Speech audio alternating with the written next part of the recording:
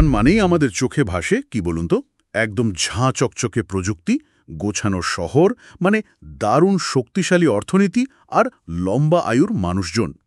কিন্তু এই চেনা ছবির পেছনেও কিন্তু একটা অন্য গল্প আছে, বেশ গভীর একটা সংকট। হ্যাঁ, ঠিক বলেছেন। আর সেই গল্পটাই হলো জাপানের এই লস্ট জেনারেশন বা হারিয়ে যাওয়া প্রজন্মকে নিয়ে। দেশের মোট জনসংখ্যার ভাবতে পারেন প্রায় 15% মানুষ। 15%? বিরাট সংখ্যা তো। বিরাট। যারা কিনা কাজ নেই, বিয়ে থা করেনি, নিজেদের একেবারে গুটিয়ে নিয়েছে। সমাজের যে মূল স্রোত সেখান থেকে একদম বিচ্ছিন্ন। জীবনের প্রতি কোনো টানই যেন নেই। আর চিন্তার বিষয় হলো এই সংখ্যাটা কিন্তু কমছে না, বরং বেড়েই চলেছে। কিন্তু এরকম একটা অবস্থা তৈরি হলো কি করে? মানে 80-র দশকে জাপান তো প্রায় অপ্রতিরোধ্য ছিল অর্থনীতির দিক থেকে, আমেরিকার পরেই, তাই না? একদম। বিশ্বের দ্বিতীয় বৃহত্তম অর্থনীতি। শোনা যায় আমেরিকাতেও নাকি তখন জাপানকে নিয়ে একটা বেশ উদ্বেগ কাজ করত। তো এই যে উত্থান, এর পিছনে ছিল জাপানের নিজস্ব একটা মডেল। নামটা হলো কাইরেৎসু। কাইরেৎসু? এটা কি ধরনের ব্যবস্থা? এটা আসলে ছিল বড় বড় কর্পোরেট কোম্পানি আর সরকারের মধ্যে একটা বোঝাপড়া, একটা সহযোগিতা সম্পর্ক।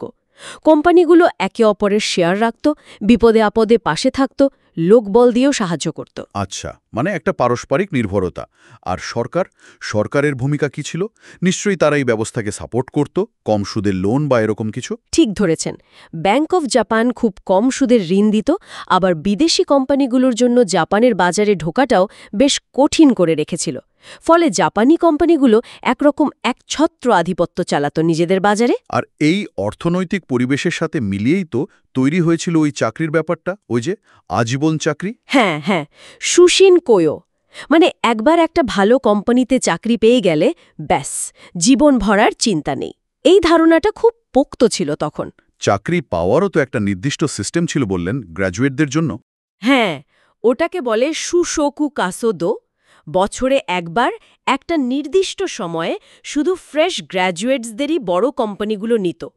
ওই সময়টা মিস করলে বা পরে চেষ্টা করলে ভালো চাকরি পাওয়াটা প্রায় অসম্ভব ছিল। খুব সময় নির্ভর ছিল ব্যাপারটা। বাহ, শুনতে তো দারুণ লাগছে, একদম গোছানো ব্যবস্থা।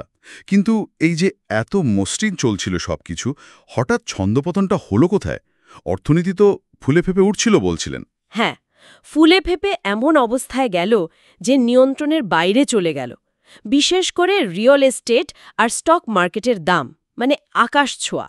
একটা কথা তো খুব চালু আছে যে টোকিওর ইম্পেরিয়াল প্যালেস রাজবাড়ির যেটুকু জমি, তার দাম নাকি গোটা ক্যালিফোর্নিয়ার চেয়ে বেশি হয়ে গেছিল।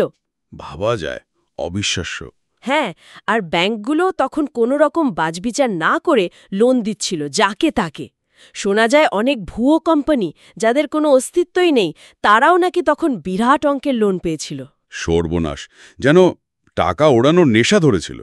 ঠিক তাই, মনে হচ্ছিল যেন এই রমরমা চলতেই থাকবে, কিন্তু আসলে তো তা হয় না। আর তারপরই ফাটল, সে বুদবুদটা কবে নাগাদ? ওই ১৯৯০ সালের শুরুতে জাপানের স্টক মার্কেট একদম হুড়মুড়িয়ে পড়তে শুরু করল। ভাবুন, মাত্র ২ বছরের মধ্যে শেয়ার বাজারের দাম প্রায় ৬৩% কমে গেল। ৬৩%? ও বাবা! হ্যাঁ, লক্ষ লক্ষ সাধারণ মানুষ সর্বশান্ত হয়ে গেল। কত কোম্পানি যে দেউলিয়া হলো তার ইয়ত্তা নেই। আর চাকরি, সে তো গেল আরও বহু মানুষের, রাতারাতি বেকার। আর তখনই কি আসল কেলেঙ্কারিগুলো সামনে আসতে শুরু করলো? ভেতরের খবর। ঠিক তাই। তখন জানা গেল যে বহু কোম্পানি, এমনকি শোনা যায় সরকারি পর্যায়েও নাকি ইনসাইডার ট্রেডিং, স্টক ম্যানিপুলেশন, এই ধরনের মারাত্মক সব জালিয়াতি চলছিল। যে কোম্পানির হয়তো কোনো ভ্যালুই নেই, সেটাকে কৃত্রিমভাবে ফুলিয়ে ফাঁপিয়ে দেখানো হয়েছে। কি সাংঘাতিক! যে জাপানকে নিয়ে এত গর্ব ছিল, তারা রাতারাতি এশিয়ার রুগ্ন মানুষ বা সিক ম্যান অফ এশিয়ায় পরিণত হল। একসময়ের অর্থনৈতিক দৈত্য আর কোথায় নেমে এলো? তাহলে এই যে বিরাট অর্থনৈতিক বিপর্যয়, এই ধাক্কাটা সরাসরি কাদের উপর গিয়ে পড়ল সবচেয়ে বেশি? নিশ্চয়ই তরুণ প্রজন্ম, যারা ওই সময়ে চাকরির বাজারে ঢুকছে বা ঢুকবে। একদম ঠিক পয়েন্ট ধরেছেন। ওই অর্থনৈতিক ধসের কারণে কোম্পানিগুলো হঠাৎ করে নতুন লোক নেওয়া প্রায় বন্ধই করে দিল। ফলে যারা ঠিক ওই সময় মানে ১৯৯০-এর দশকের শুরুতে বা তার একটু পরে যারা গ্র্যাজুয়েট হলো, তারা ওই জাপানের বিশেষ চাকরির সিস্টেম, ওই যে শুশোকু কাৎসুদো, ওটাতে ঢোকার সুযোগটাই পেল না। ও, আর আগে যেমন বলছিলেন ওই সিস্টেমে একবার সুযোগ হারালে পরে ভালো চাকরি পাওয়া প্রায় অসম্ভব ছিল। হ্যাঁ, প্রায় অসম্ভব, কারণ কোম্পানিগুলো ওই নির্দিষ্ট সময় ছাড়া আর নতুন গ্র্যাজুয়েট নিতই না সেভাবে। তার মানে অর্থনীতির পতন আর এই অনমনীয় রিজিড নিয়োগ ব্যবস্থা, এই দুটো মিলিয়ে একটা পুরো প্রজন্মকে ভালো চাকরির দৌড় থেকে ছিটকে দিল। বিষয়টা অনেকটা সেরকমই দাঁড়িয়েছিল। এই প্রজন্মের একটা বিশাল অংশ আর কখনোই একটা স্থিতিশীল ভালো বেতনের ক্যারিয়ার গড়তে পারল না। অনেকে হয়তো ছোটখাটো অস্থায়ী কাজ বা কম মাইনের কাজ জুটিয়ে নিল, কিন্তু ওই যে আজীবন চাকরির নিরাপত্তা, ভালো আয়, সেটা তাদের কাছে স্বপ্নই থেকে গেল। আর এর দীর্ঘমেয়াদী প্রভাবটা তাহলে কি দাঁড়ালো? প্রভাবটা খুবই সুদূরপ্রসারী। এই মানুষগুলোর বেশিরভাগই বিয়ে করেনি বা করতে পারেনি, সন্তান নেয়নি। ফলে জাপানে বয়স্ক মানুষের সংখ্যা হু করে বাড়তে থাকল, আর উল্টো দিকে তরুণ প্রজন্মের সংখ্যা কমতে থাকল। মানে জনসংখ্যার যে ভারসাম্য, সেটাই নষ্ট হয়ে গেল। যেটা এখন জাপানের অন্যতম বড় সমস্যা, বয়স্ক জনসংখ্যা বেশি, কর্মক্ষম লোক কম। অর্থনীতির উপর তো বিশাল চাপ তৈরি করেছে নিশ্চয়ই। অবশ্যই বিরাট চাপ, আর সেই ক্ষতিটা কিন্তু জাপান আজও পুরোপুরি পুষিয়ে উঠতে পারেনি।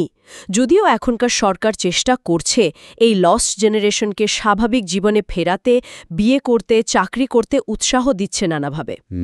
জাপানের এই ঘটনাটা থেকে তাহলে মূল শিক্ষণীয় বিষয়টা কি? এটা কি শুধু একটা দেশের অর্থনৈতিক উত্থান পতনের গল্প, নাকি এর থেকে বড় কোনো বার্তা আছে? না, এটা শুধু জাপানের গল্প নয়। আমার মনে হয় এটা একটা বিরাট সতর্ক বার্তা। মানে অর্থনৈতিক উন্নতি বা প্রযুক্তিগত অগ্রগতি অনেক সময়ে অর্থহীন হয়ে যেতে পারে যদি দেশের একটা বড় অংশের তরুণ প্রজন্ম, মানে ভবিষ্যৎ যারা, তারা পিছিয়ে পড়ে, হারিয়ে যায়। ঠিক।